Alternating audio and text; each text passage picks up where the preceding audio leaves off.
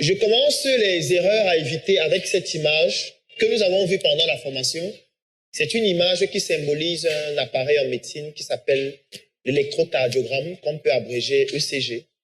C'est un appareil qui permet de mesurer l'activité électrique du cœur.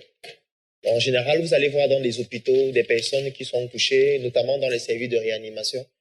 Il y a un appareil qui a tout à côté du lit, avec des électrodes sur la poitrine, sur les bras, sur les pieds. Et c'est un appareil qui permet de mesurer l'activité électrique du cœur. Et lorsque l'activité électrique du cœur est mesurée, elle est schématisée donc sur un écran qui montre des courbes qui sont comme celle-là. La particularité de ces courbes, c'est que les courbes montent, les courbes descendent, les courbes montent, les courbes descendent. Alors pourquoi est-ce que j'ai voulu montrer cette image avant de parler des erreurs à éviter? C'est parce que c'est exactement ainsi que votre parcours entrepreneurial va se dérouler. Si on voudrait faire le corollaire en entrepreneuriat, on aurait appelé ça la courbe entrepreneuriale.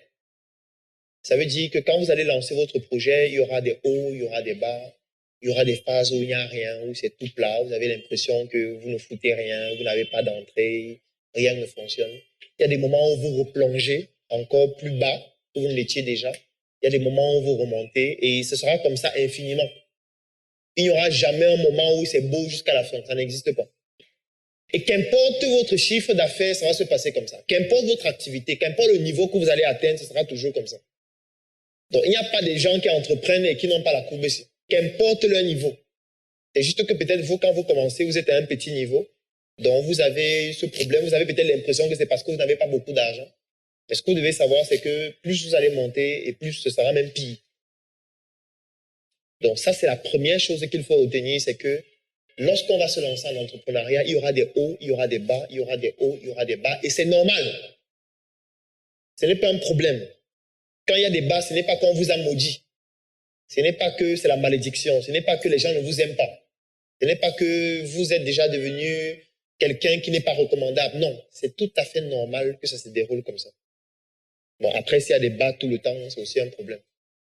Parce que s'il y a les bas pendant 1 an, 2 ans, 3 ans, il n'y a jamais de haut, c'est qu'en fait, le problème, c'est vous maintenant. Ce n'est plus la courbe normale. Alors, pourquoi aussi je prends cet exemple et je commence par là? C'est pour faire comprendre que la première erreur à éviter lorsqu'on se lance en entrepreneuriat, c'est de croire qu'il est possible de ne pas commettre d'erreur. Qu'importe les connaissances que vous aurez, qu'importe vos compétences, qu'importe votre talent, vous allez commettre des erreurs. C'est inévitable. Inévitable. Par contre, il y a des erreurs qui peuvent être fatales. Ça, c'est ce que vous devez éviter. Mais ne vous lancez pas dans une mesure où vous voulez éviter par tous les moyens les erreurs. C'est inutile. C'est totalement inutile. Par contre, il y a des erreurs fatales à éviter. Si vous commettez ces erreurs, ça peut faire que le projet disparaisse. Nous avons longuement vu chacune de ces erreurs pendant la formation, donc je ne vais pas revenir en détail sur chacune d'entre elles.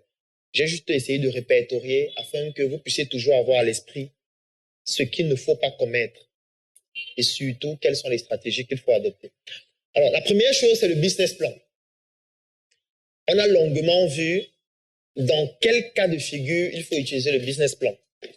Lorsqu'on voyait comment passer d'une idée à un projet, lorsque je parlais de la différence entre une start-up et une entreprise qui est fondée sur le business model, j'expliquais que les entreprises ont un business model, les start-up sont en train de rechercher leur business model. Et que ce sont les entreprises qui ont déjà un business model qui ont besoin d'un business plan. Le business plan n'est valable que lorsqu'il s'agit d'une entreprise. Quand il s'agit d'une start-up, c'est inutile et ça ne sert à rien. Et la plupart de vos projets, lorsque je les analyse, je me rends compte que pratiquement vous tous ici, personne n'a besoin de business plan. C'est inutile. Donc ça ne sert à rien de vous casser la tête, de vous asseoir, de faire des études de marché, de poser des questions aux gens. On a vu ce que c'est que le socialement correct pendant la formation. Lorsque je vous posais la question, qui regarde les films pornographiques et personne ne levait le doigt. Pourtant, il y a une statistique qui est sortie avant-hier. Je pense que vous tous, vous avez vu ça. Qui peut me donner la statistique là? Oui, tu as l'air de t'y connaître. C'est quel site?